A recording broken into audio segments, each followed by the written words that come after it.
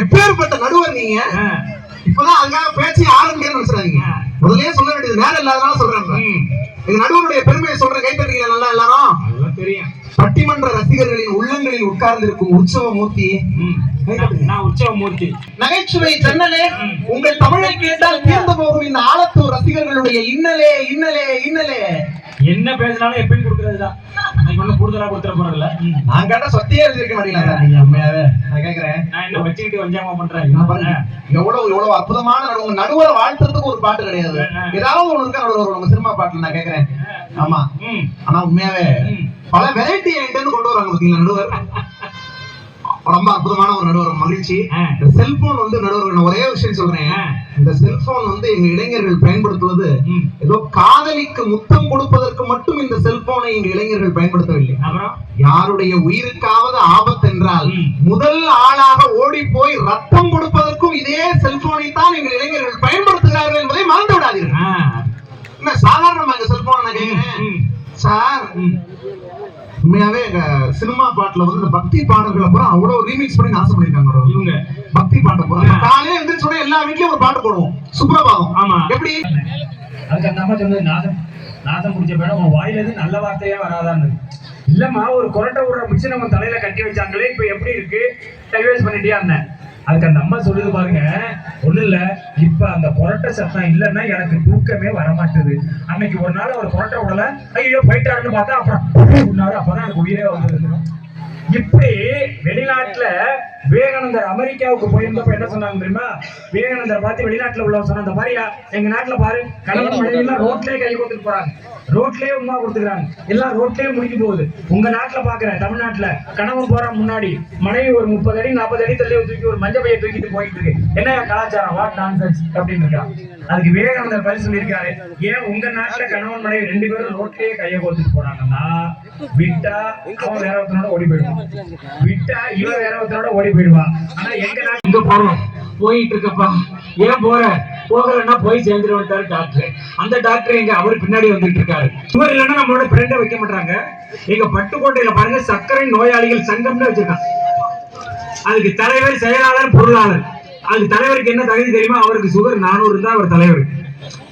என்ன லேகிய வைக்கிற மாதிரி, சார் பாருங்க சார், இங்க பாருங்க சார், பித்தம் வாந்தி மயக்கம், இதுக்கு இஞ்சி வரப்பா, இதுக்கு தண்ணி அப்படி போயிட்டு ஜோர கைட்டு பாக்கும். ஏன் தம்பி கம்பெனி நடக்க போகுது. ஆமா, என்ன பத்தி ஆட்ட ஒரே ஜோர கைட்டு பாக்கும். தட்டிட்டு தான் இருக்கு. அவ்வளவுதான். கேஸ் போறாரு அவர்தான். Gas cylinder. உண்மையா அக்கா பேசினால நித்யா அக்கா. ஆமா, அவங்களுக்கு ஒரு ஜோரம் கேட்டு இருக்கு. இந்த 530 டைவர்ஸ் வாங்கி கொடுத்தாங்க. அதனால இல்ல, உண்மையா அந்த திருச்சியில அவங்க ஊர்ல 220 குடும்பம் இருக்கு. சரி, நிம்மதியா எழுந்திருச்சு காலையில ஒருவா தண்ணி குடிக்கிறாங்கன்னா அவங்க வீட்டுக்காரங்க தான் காரணம். ஜோரம் கேட்டு இருக்கு. நித்யா அக்கா வீட்டுக்காரங்க ஒரு ஜோரம் கேட்டு எல்லாரும். அவங்க அந்த தண்ணி பைப்பை திறந்து ஊராட்சியில கூடாது என்ற கோட்பாட்டுக்கு சொந்தக்காரர் சார் நீங்க. உண்மை இந்த ஆலத்தூர் மக்கள் எல்லாம் இருக்காங்கல்ல, பட்டுக்கோட்டையோட மக்கள் இவங்க எல்லாம் எப்படிப்பட்ட மக்கள் தெரியுமா?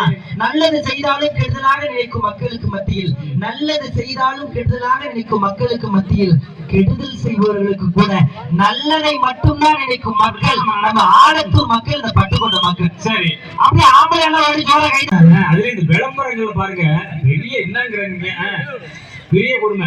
நீங்களும் பாத்திருப்பீங்க. ஆமா, லலிதா ஜுவல்லரின்ட்டு. ஆமா, ஓட்டை போட்டு ஆட்டை போட்டான். அப்ப கண்டுபிடிச்சிட்டாங்க, பேர் முருகன் பேரு.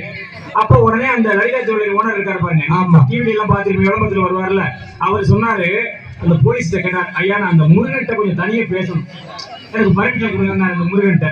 சரி பேசுங்க சார் அப்படின்னு போனோன்னா அந்த ஓனர் கேட்டார் அந்த முருகன்ட்ட, ஐயாப்பா திருச்சியில இவ்வளவு கடைகள் இருக்கு, அந்த கடையெல்லாம் விட்டுட்டு ஏப்பா என் கடைக்கு வந்த அப்படின்னாரு. அதுக்கு அவன் சொன்னா, ஐயா உங்க விளம்பரத்தை பார்த்துதான் உங்க கடைக்கே வந்தான்னா. என்னையா விளம்பரம், நீங்க தானையா சொன்னீங்க 4 கடையை போய் பாருங்க, கடைசியா என் கடைக்கு வாங்கன்னீங்க. நானும் 4 கடையை போய் பார்த்தேன், அங்கெல்லாம் செக்யூரிட்டி பாதுகாப்பு ரொம்ப அதிகமா இருந்தது, உங்களுக்கு கடையில தான் ஈஸியா வந்துட்டாங்க. சொந்த காசுலயே சூனியம் டிவியில விளம்பரம் பாருங்க. இந்த ஹாஸ்பிட்டலுக்கு டக் டக் டக் கீழ வீட்டுல இருக்கு, டக் டக் டக் உங்க வீட்டுல இருக்கா, வாங்கிட்டு முதல்ல காசு வாங்குறதுக்கு இது இருக்கான்னு கேக்குறீங்க. காசு இருக்கா? செய்கூலி இல்லை, சேதாரம் இல்லை, எங்க கடையில வாங்குறது தங்கமே இல்லைங்கிறது அப்புறம் தான் தெரியும். இந்த கோயில்கிட்ட விளம்பரம் பாத்திருக்கீங்களா? நீங்க பார்த்தத நீங்க பாத்திருக்கீங்களா? ஒரு ஆம்பளையால அந்த பாத்ரூம்ல அந்த ஒத்த கையை கட்டிட்டு புடிச்சுக்கிட்டு இருப்பா, அங்கே ஒரு பொண்ணு உடைச்சிட்டு வந்து உங்கள்கிட்ட பேசி உப்பு இருக்கு உனக்கு துப்பு இருக்கு. நம்ம உப்பு போட்டு தானே அப்ப விளக்கணும். உப்பு வேப்பங்குச்சி போட்டு தானே விளக்கணும். அப்புறம் நீங்க தானே பேஸ்ட் பிரஷ் கொண்டு வந்துட்டு இப்ப போய் உப்பு இருக்கா? உப்பு இருக்கா? வாழ்க்கையில எவ்வளவு பிரச்சனை இந்த காலத்துல சினிமாவிலையும் பாக்கல. ஆமா, அது வாழ்க்கையிலே பிரச்சனை தானே. உண்மையா சொல்ல போனா இவ்வளவு சந்தோஷமா இருக்கும்ல. ஏன் தெரியுமா சந்தோஷமா இருக்கும்? ஐயனார் கோயில் திருவிழாவுக்கு வந்து திருவிழா முடிஞ்சிருக்கு. அப்படியே அம்மாலையும் பார்த்துட்டு நம்மளையும் பார்த்துட்டு. ஏன்னா திருவிழாங்கிறதே அதுக்கு தான் சார். ஆமா, ஊரினுடைய பெருமைக்குரிய.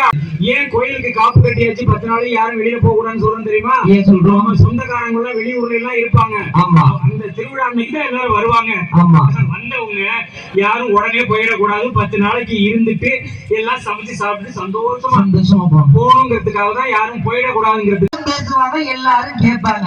ஆனா பொம்பளை பிள்ளை லேடிஸ் எப்படி போன் பேசுறாங்க? போன்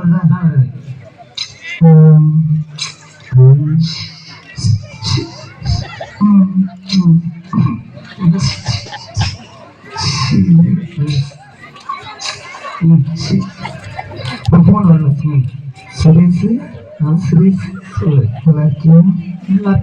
எனக்கு ஒரு 320 ரீசார்ஜ் போட்டது. அதுக்குதான் வந்தேன்.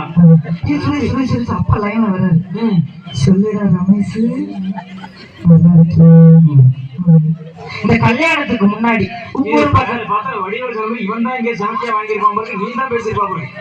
மக்கள் அந்த கல்யாணத்துக்கு முன்னாடி நிச்சயதார்த்தம் எல்லா ஊர்லயும் கல்யாணத்துக்கு முன்னாடி இந்த நிச்சயதார்த்தத்தை பண்ணி விட்டுட்டு மாப்பிள்ளை அந்த பொண்ணு பார்க்க கேட்பேன்.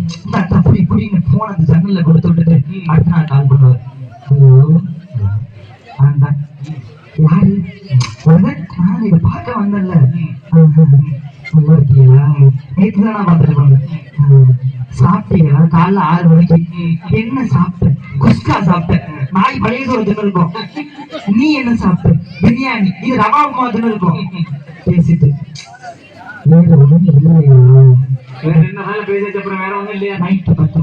வரைக்கும் இருந்து கேட்ட நிகழ்வு அது கண்டிப்பா இதுவா தான் இருக்கும். நான் கூட வரும்பொழுது உங்களை சந்தேகப்பட்டேன், இவங்க எல்லாம் இப்படி கடைசி வரைக்கும் இருப்பாங்களேன்னு. அதுக்காக நான் உங்கள்கிட்ட மன்னிப்பு கேட்டுக்கிறேன். தாய்மார்கள் இவ்வளவு நேரம் இருந்து கேட்கிறீங்க அப்படின்னா அந்த நிகழ்ச்சி வெற்றி அடைஞ்சிருக்குன்னு அர்த்தம். 4 பெருமக்கள் நல்லா பேசியிருக்காங்க. இப்ப நான் தீர்ப்பு சொல்லணும். இப்ப நீங்க கோர்ட்ல தீர்ப்பு சொல்லுவீங்க இல்லம்மா, அது மாதிரி கூட இந்த தீர்ப்பை சொல்லலாம்னு நினைக்கிறேன். இப்ப இந்த வழக்கினுடைய தீர்ப்பை நான் வருகிற மே மாதம் 25ஆம் தேதிக்கு ஒத்தி வைக்கிறேன் அப்படின்னு சொல்லலாம்னு நினைக்கிறேன். சொன்னா இப்ப நம்மளை விட அவங்க ரொம்ப சந்தோஷப்படுவாங்க. பரவாயில்ல சார், சினிமாவும் பாட்டும் இந்த சமுதாயத்தை கெடுக்குதா இல்ல செல்போனுக்கு ஒரு சவப்பட்டி ஒரு குடும்பத்தை அது தொலைக்காட்சி இல்லக்கா, தொல்லைக்காட்சி அப்படின்னு இன்னைக்கு சமுதாயம் இருக்கு. ஆனா இந்த சினிமாவுக்குன்னு வரலாறு கண்டிப்பா உண்டு சார். சினிமா எத்தனை பேரை மாத்திருக்கு, எத்தனை பேருடைய ஒரு சாக போன ஒரு கவிஞனை கூட ஒரு சினிமா பாட்டு காப்பாத்து. ஒண்ணு இல்ல, இப்ப இந்த ஆலத்தூர் பஸ் ஸ்டாப்ல பஸ்ஸுக்கு நிக்கிறோம், ஒரு 1/2 மணி நேரமா நிக்கிறோம், பஸ்ஸே வரல. மனசு என்ன நினைக்குது? இந்த கிடைச்சிருச்சு, அதோட ஆசை போச்சா? அடுத்தது என்ன மனசு நினைக்குது? இந்த டிரைவர் சீட்டு நம்மளோட நல்லா இருக்கு, டிரைவர் சீட்டு நம்மளோட உயரமா இருக்கு, அது கிடைச்சா நல்லா இருக்குன்னு நினைக்குது. அந்த சீட்டும் கிடைச்சிருச்சு, அதோட ஆசை போயிடுச்சா? இந்த பஸ்ல ஒரே போர் அடிக்குது, ஒரு பென் டிரைவ் சொல்லணும்னா பாட்டு கேட்டு போலாம்னு நினைக்குது, ஒரு பென் டிரைவ் சொல்லியாச்சு, அதோட ஆசை போச்சா? பேசிய கொடுமுடி பாரிஸ் ராஜா அவர்களுக்கு பொன்னாடை பொருத்தப்பட்டு மரியாதை செய்யப்படுகிறது.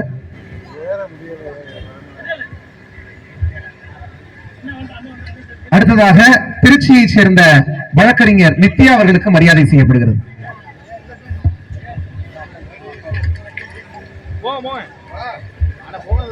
பட்டிமன்றத்துடைய சிறப்பு பேச்சாளர் லட்சுமி நாராயணன் அவர்களுக்கு விழாக்குழுவின் சார்பாக மரியாதை செய்யப்படுகிறது.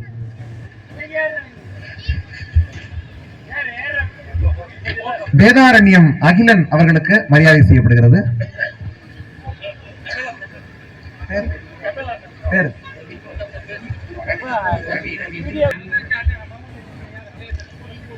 பேடிசை கலைஞர் கீபோர்டு பிளேயர் திருத்துறைப்பூண்டி முருகேசன் அவர்களுக்கு விழாக்குழுவின் சார்பாக மரியாதை செய்யப்படுகிறது.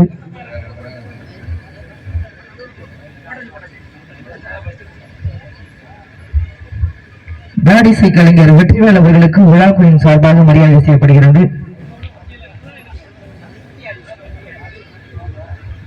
சிறந்த முறையில் அருள்மிகு ஆலத்தூர் காருடைய ஐயனார் ஸ்ரீ வீரனார் திருக்கோயில் சித்ரா பௌர்ணமி திருவிழாவை முன்னிட்டு நேற்றைய தினம் காவடி சிறப்பாக நடைபெறக்கூடிய ஒரு பட்டிமன்றத்தை நடத்தி கொடுத்த ஐயா அவர்களின் குழுவினருக்கு ஆலத்தூர் கிராமவாசிகள் சார்பாக நன்றிதலையும் பாராட்டுதலையும் தெரிவித்துக் கொள்கிறோம்.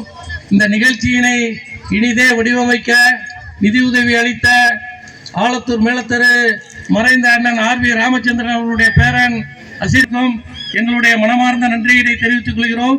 இந்த நிகழ்ச்சியினை காலையிலிருந்து மிகச் சிரமப்பட்டு வெளிநாடு வாழ் மக்கள் ரசிக்க வேண்டும் என்பதற்காக எங்களுக்கு நிகழ்ச்சியை தொகுத்து வழங்கிய ஆனந்தம் டிஜிட்டல் ஆடியோ தென்னரசு அவர்களுக்கு ஆலத்தூர் கிராமவாசிகள் சார்பாக நன்றியை தெரிவித்துக் கொள்கிறோம்.